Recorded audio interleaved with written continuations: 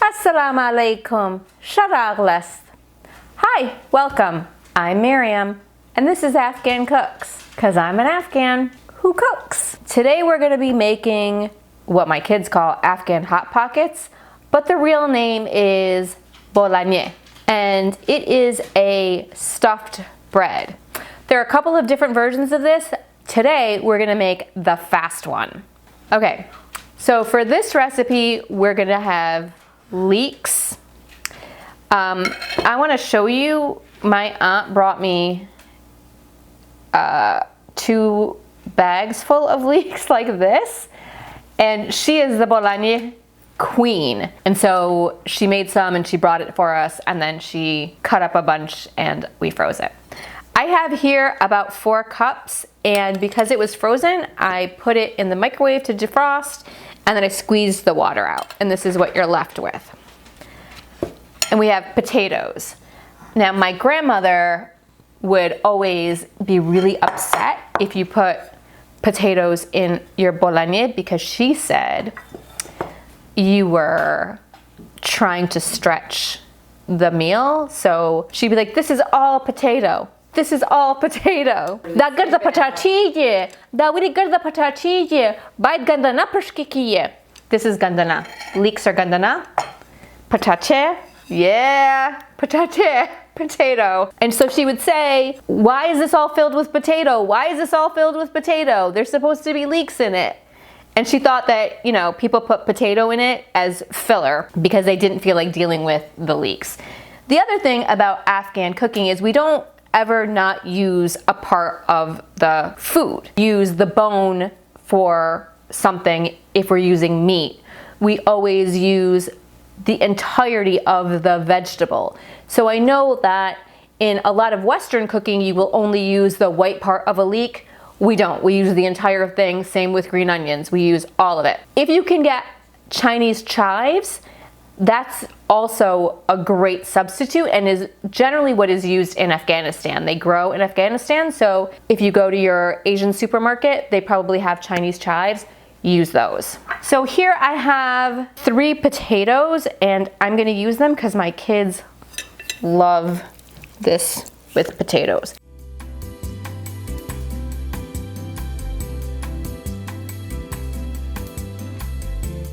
So this is my potatoes mashed up, and I'm going to add them to my leeks.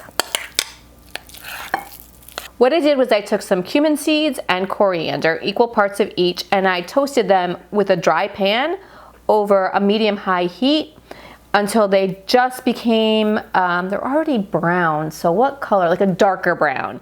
And it starts to give off an aroma, and then I ground them. And we do this because we don't like the taste of, I don't like the taste of the raw cumin and coriander in my food. So we're gonna add that. A lot of people don't add anything because the leeks or the chives have such a strong taste that they just add salt and mix it up and then serve it. Pepper. You can add some chili peppers to this, red pepper flake. I have here some Aleppo pepper. It's a little bit smokier, but it's still hot. So we're just gonna add a tiny little bit just so that you get some heat that kind of sneaks up and just surprises you at the end. Then we're gonna stir all that together. Again, use whatever ratios you want. More leeks, less leeks. So we're gonna put this aside and we're gonna move on to making our dough. So we're gonna add our flour to our bowl.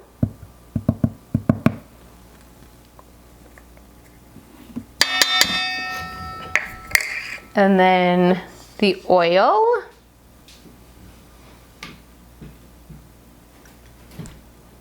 It's about 3 tablespoons, okay? I'm gonna add some salt. Now, dough salt is always tricky because you can't taste it. Just say Bismillah. That's you just, please God, make it so that no one says that my food is benamak, which means without salt, but also means ugly, bad, pathetic.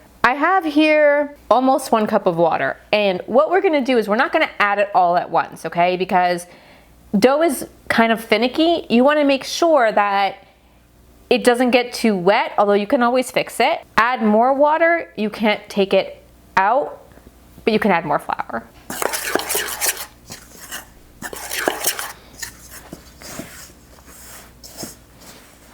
So you can see that I added that 1 cup, but it's not all coming together no matter how much I need it. So we're gonna add just a little bit more water, okay? It doesn't need much.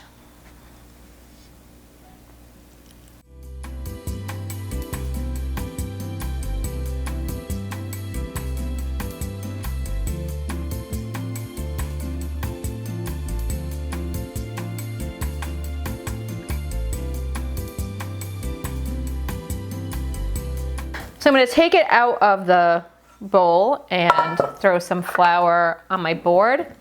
Now, the thing about dough is it really is a practice makes perfect sort of thing, okay? You will at some point know if it needs more water, if it needs more flour, or if it needs more oil, because this dough should be fairly soft and pliable. If your dough is too sticky, you want to add a little bit of flour. Now, the best thing to do, I think, is to get a small bowl or something and put your flour in it and then just add it by pinchfuls, okay?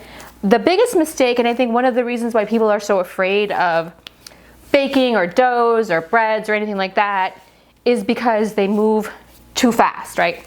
You add all of the water and then your dough is really sticky, and then you add another cup of flour, and then your dough is too stiff, and then you repeat endlessly until you're stuck with like just this massive glob.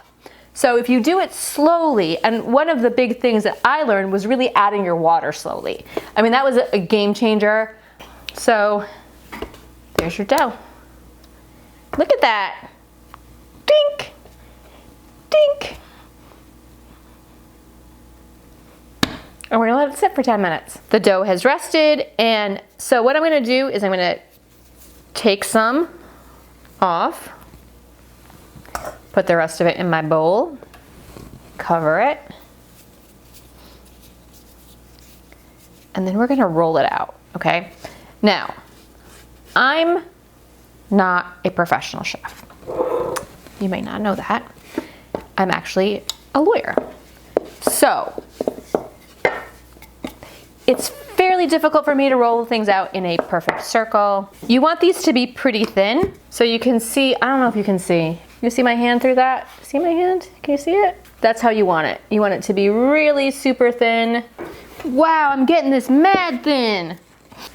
Pretty excited about this. Is it weird to be excited about dough? So now what you wanna do is heat up your pan, and I have a nifty little electric griddle thing here, which is great for YouTube and pancakes. Put some oil. Now these are supposed to be thin and crispy, so don't be shy. And then you want to take your filling. Always make sure your hands are clean, okay? Wash your hands frequently because you're going to be touching it. So you take your filling and you put your filling on 1/2. You can actually make a double batch of this and then freeze them. You want to fold it over, and then you want to wet your fingers, pinch this closed. You want to make sure it stays closed so none of that filling comes leaking out. We're going to put this right on there. So I come from a pretty big family, mashallah. I'm sure that there are others in Afghanistan that are bigger, but my mom has 5 sisters, so there are 6 girls altogether on my mom's side, and my dad has 4 sisters. So I'm super lucky. And then I have, of course, we consider anyone of my mother's cousins or anyone who's older is a khala or an auntie. I'm really lucky because I come from a family of fantastic cooks. when we get together to eat, or we have a potluck, or you go to someone's house, you are going to get the most amazing food.